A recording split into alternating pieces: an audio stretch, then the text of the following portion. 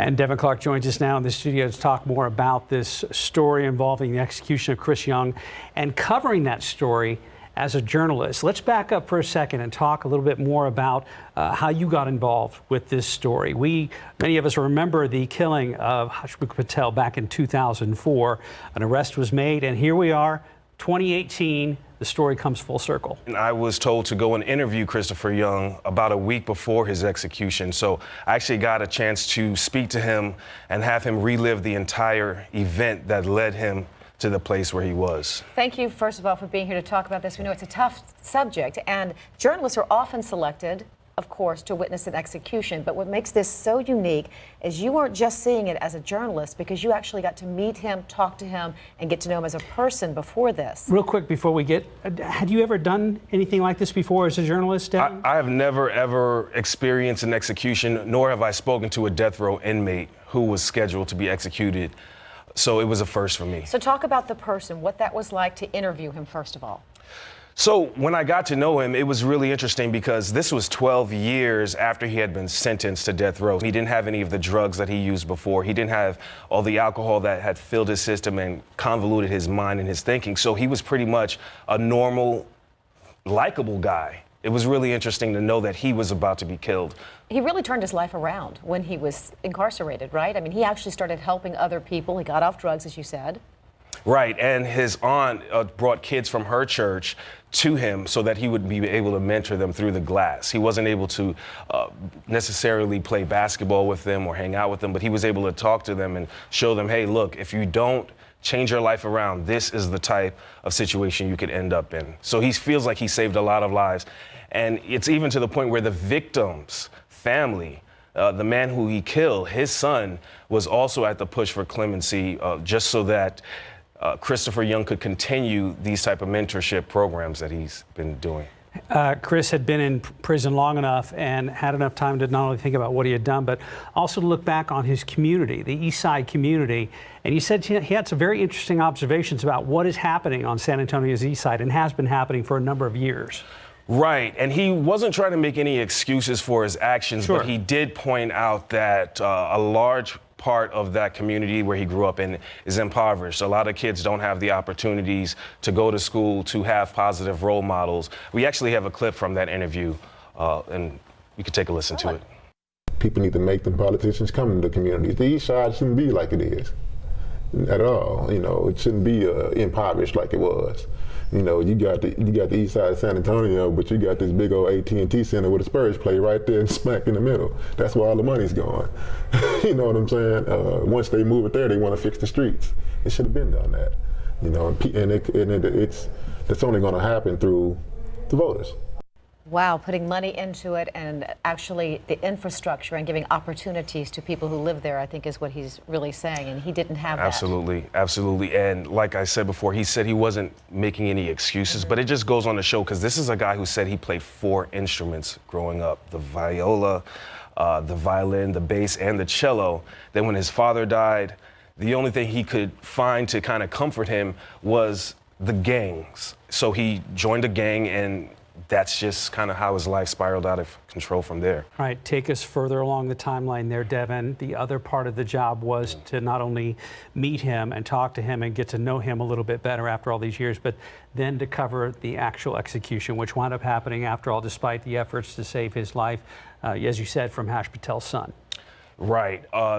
The execution was something that I've never could have imagined. It was real. It happened right in front of my face.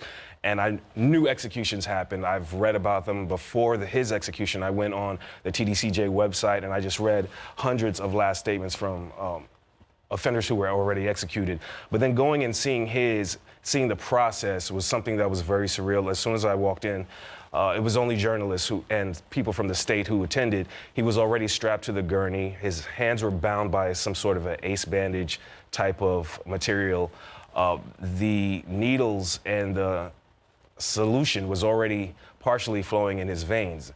He was immediately allowed to give a final statement, which he did. He said he wanted the Patel family to know that he loved them the way they loved him. And that was a pretty powerful statement. That was the first thing he said. And then he followed it up by saying that he wants the kids that he mentored to keep up the good fight. And then as soon as that was over, they began pumping him with the lethal dose. Back to when you interviewed him, did he talk anything about what his mindset was, knowing that this was going to happen? He did. He said that, you know, the only way to triumph over death is to make your life a masterpiece, which I thought was pretty interesting because he wanted, up until the moment he took his last breath, for people to know that he was trying to make a positive change in the world. Hopefully he could have helped through those kids and they could go out and spread the message that he was giving. And then he also did hold on to a slither of hope that he might get clemency. So he was using that to kind of keep himself sane the whole time, but he knew that, hey, if this happens, at least maybe I'll go out on a good note. Okay, so you're there. The drugs are now flowing into Chris Young's veins, and you reported that he had one final observation. He exclaimed something out loud. Right. His total demeanor changed. He was strapped, so he wasn't making many motions, but he screamed out that he could taste it in his throat and that it burned. Then he started mumbling. I couldn't really understand what he was saying.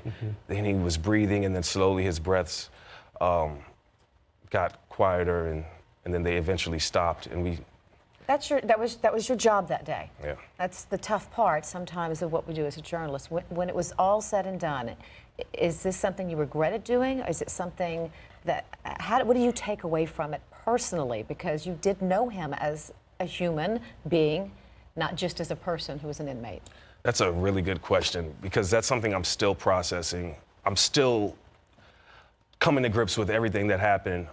Like you said, I did get to know him, but I didn't know him. I didn't love him, so to speak, as a brother or as a friend, but I did get a chance to know him. He was a human being, and he did do what he did. So when he was laying there, I saw the person who was being executed. Then I also saw the victim who he killed. So it made me think just about everyone involved. It was really a lose-lose situation in the end, because two families lost loved ones.